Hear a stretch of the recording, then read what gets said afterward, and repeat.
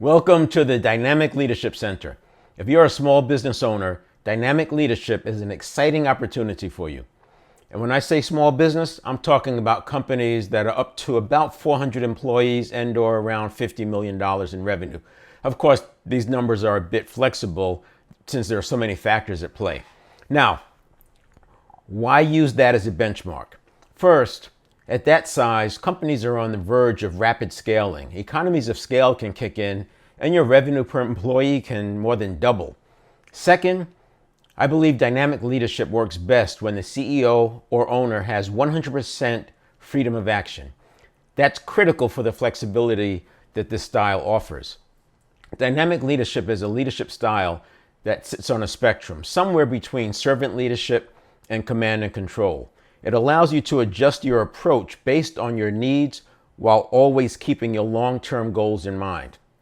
To help small business owners, I map dynamic leadership principles to Jim Collins' work, particularly his books Good to Great and Great by Choice. These books offer well-vetted and proven principles that small business leaders can trust and use without second guessing. Now, if you're familiar with these books, you'll know something about the leaders behind the companies that made the leap from good to great. What's remarkable is how they maintained above average performance for over 15 years straight. Great by Choice highlights the companies that also held strong through the 2008 financial crisis, which saw businesses closing overnight, including some of the ones that had made the cut to good to great. It's a very useful comparison and study, and it's principle based because of the way Jim Collins' team did the research. Now, these leaders all had a few things in common. They operated with a long-term vision, one that was usually bigger than themselves. They didn't prioritize short-term quarterly results just to satisfy market pressures. In my own career, I've seen a lot. As an ex-Army officer, including command over atomic munitions and completing Ranger training, I've witnessed command and control from different perspectives. In the military, it works because there is not only an entire support structure that backs it up, there are also levers that every manager and leader, no matter how low on the totem pole, has access to. A disciplinary system that scales up to essentially putting people in jail, but with many, many steps in between for a person to correct their ways. Most civilian leaders don't have anything like that at their disposal. Threat of termination doesn't even come close. Yet, command and control is a very popular style, especially amongst boards and folks who are focusing on a short-term return.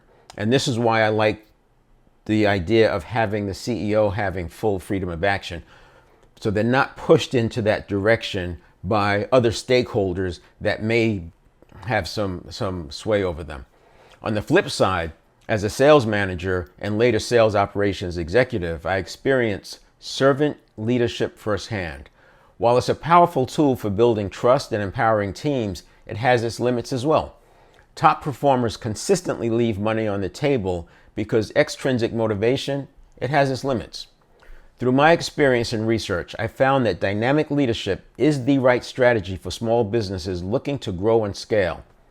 It taps into something deeper, intrinsic motivation. While sales teams often rely on extrinsic motivation, things like commission checks, bonuses, and exotic trips, dynamic leadership draws its strength from leveraging the same levers that are at play for sports teams, the same kind of factors that lead to dynasty teams. Intrinsic motivation is about individuals finding joy and fulfillment in the activity and work itself, and it's more than possible.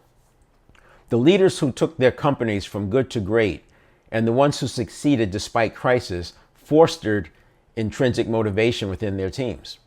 In the Dynamic Leadership webinar, I unpack the skills and actions you can take to bring this style into your business. I also introduce the building blocks that make it easy to teach dynamic leadership as well as delegate the dynamic leadership process to your teams, enabling them to delegate responsibilities with confidence, and scale your leadership style as your business grows. In addition to the webinar, I'm also introducing a workshop curriculum where your leaders can get hands-on experience and start operationalizing dynamic leadership in your organization. You will walk away with the beginning of a playbook that your entire leadership team can start to follow.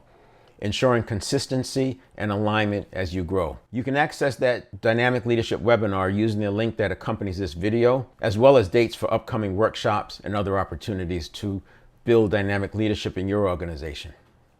We'll see you on the other side.